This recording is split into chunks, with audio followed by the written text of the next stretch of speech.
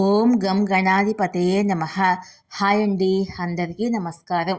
మనం ఈరోజు ఈ వీడియోలో అక్టోబర్ 3వ తేదీ నుంచి నవరాత్రులు ప్రారంభం అవుతున్నాయి. రేపు అక్టోబర్ 3వ తేదీన విజయవాడలో దుర్గా అమ్మవారిని బాలా త్రిపురసుందరి దేవిగా భక్తులకు దర్శనమిస్తారు. ఈ నవరాత్రులు దేశం అంతా అమ్మవారి నామస్మరణతో మారుమోగిపోతుంది. ప్రతి ఇల్లు ఓ దేవాలయంగా మారిపోతుంది. ఈ సృష్టికి మూలం అయిన ఆ జగజ్జనని ఆరాధించేందుకు దసరా అంతా గొప్ప సందర్భం మరొకటి లేదు. అందుకే ఈ నవరాత్రుల్లోనూ అమ్మవారిని 9 రూపాల్లో కొలుచుకుంటూ తనివి తీరా ఆమెను తలుచుకుంటాము. అమ్మవారి ప్రతి ఒక్క రూపానికి ఓ ప్రత్యేకత ఉంటుంది. ఆ రూపములో అమ్మవారిని పూజిస్తే ఒక ప్రత్యేక ఫలితం వస్తుంది. నవరాత్రుల్లో అమ్మవారిని బాలా త్రిపురసుందరి రూపంలో మొదటి రోజు మనము పూజించుకుంటాము. త్రిపుర సుందరి అంటే ముల్లోకాలలోనూ అందంగా ఉండేది అని అర్థము.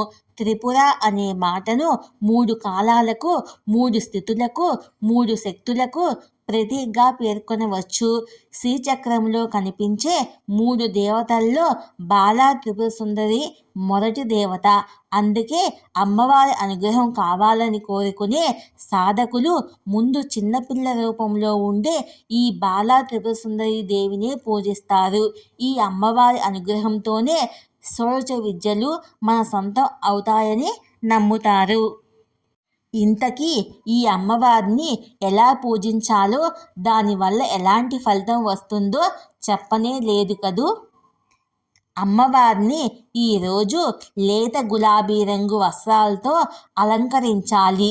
వీలైతే మనం కూడా ఈరోజు అదే రంగు వస్త్రాలను ధరించి బాలా త్రిపుర సుందరి అష్టోత్తరాన్ని చదువుకుంటూ ఆ తల్లిని తుమ్మి పూలతో పూజించాలి. ఈరోజు నైవేద్యంగా అమ్మవారికి బెల్లం పరమాన్నాన్ని నైవేద్యంగా పెట్టాలి. ఈరోజు అమ్మవారి బాలా త్రిపురసుందరి దేవి అష్టోత్తరాన్ని చదువుకోవాలి. అలాగే అమ్మవారి షోడశాక్షరి మంత్రాన్ని చదువుకుంటే చాలు, ఆ తల్లి ప్రసన్నం అయిపోతుంది. ఓం ఐం క్లీం సౌ క్లీం ఐం నమః అనేది ఆ షోడశాక్షరి మంత్రం.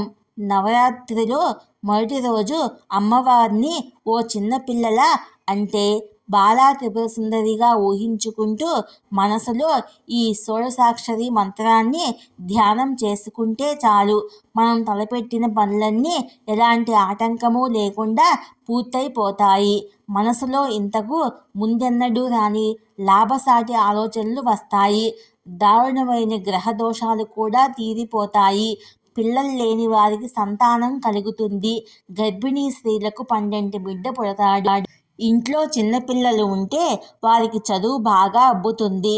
రాజకీయ నాయకులు, మీడియాలో ఉన్నవారు ఈరోజు షోడశాక్షరి మంత్రాన్ని నిష్టగా జపిస్తే విజయంతో పాటు కీర్తి ప్రతిష్టలు, ధన సంపాదన మెరుగుపడతాయి.